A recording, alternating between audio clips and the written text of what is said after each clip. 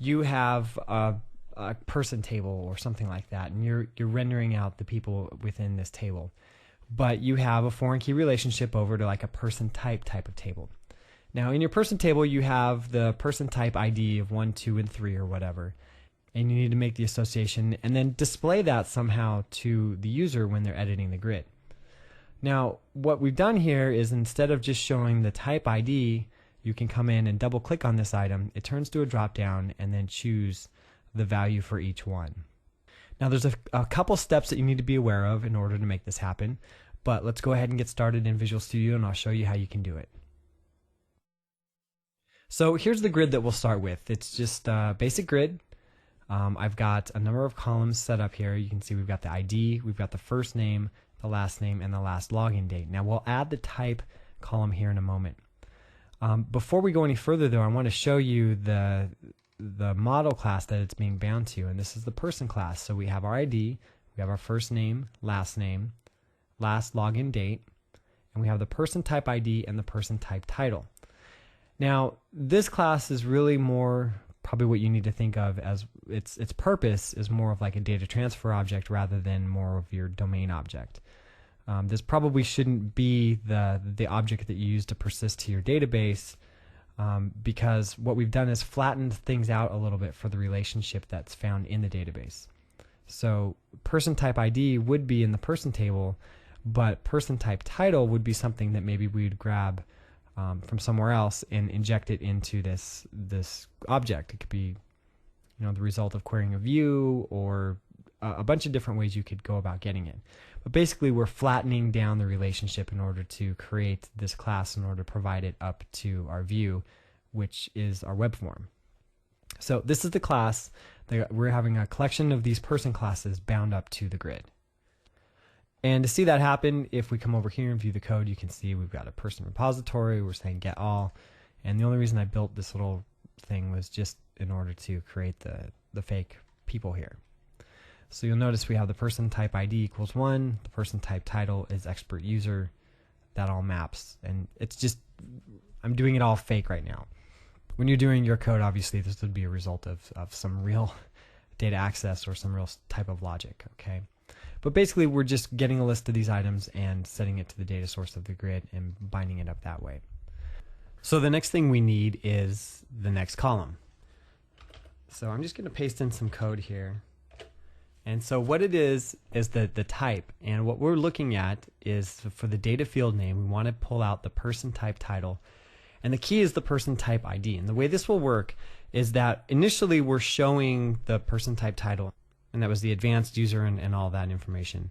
So we have the text ready and available to show to the user. When they double click on it, it'll switch over to our drop-down editor and show the values within the drop-down. And then what it will then do is take the values out of the drop-down, show the data field name in the grid, and then update the key value within the grid with the key value that's in the drop-down.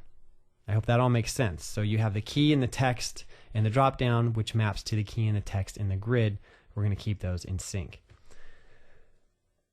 So let's go ahead and start setting that up. Now the first thing that we need to do is to go in and start adding our grid editor provider. So let's add a drop-down provider, and we'll just call this type drop-down.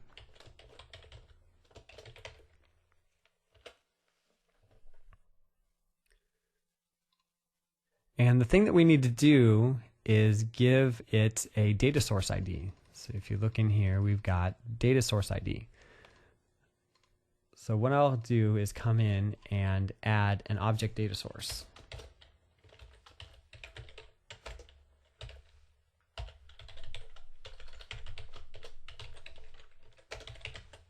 So I'm calling this type source. And so let's go back over to the designer and we can configure our object data source. Now what I'm looking for is our person type repository, and what we want to do is tell it to get all. So basically this is showing you how you can use domain objects in order to do this. You could use any other type of data source control, it doesn't really matter. So we have type source, and now that we can go back into our editor providers, find the type drop down, and then say the data source ID is type source. Now, just to give you an idea of what's happening all the way through this, so let's take a look at the person type repository. Here's that getAll method, the one that we just mapped in the object data source. You can see that it's just returning a collection of the person type objects. We have our expert, power, and casual user, ID 1, 2, and 3. Again, something you normally do in the database. But for all intents and purposes here, what we've just done is created a data source for a drop-down list that will show up in our grid. Now, the last piece that you need in order to tie everything together is to go into the behaviors and turn on cell editing, and then with our columns collection, so what we'll do is point our type column over to the drop-down editor that we created. So you'll notice here we have the key of person type ID, and the editor ID that we want to take a look at is the type drop-down. Click apply, OK, and OK one more time. So let's run this now. So when the grid initially loads, it's pulling all of its information directly from the objects that are served to it. So this text expert user is found in the object that's bound up to the grid. When I double click on it, it switches its view, and now it's looking at the drop-down, and it's pulling objects that came out of the object data source in order to power the drop-down. And there's a few things that I forgot to do within our drop-down. We need to come down here and tell the editor control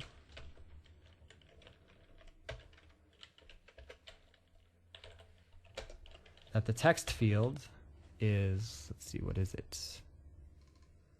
Is title, and then the value field is ID. So title,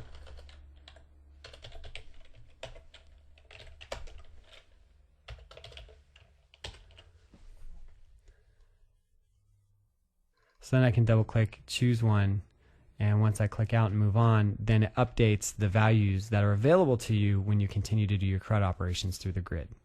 So there you go. That's the basics on using drop-down editors in the WebDataGrid. Infragistics. On the web at infragistics.com.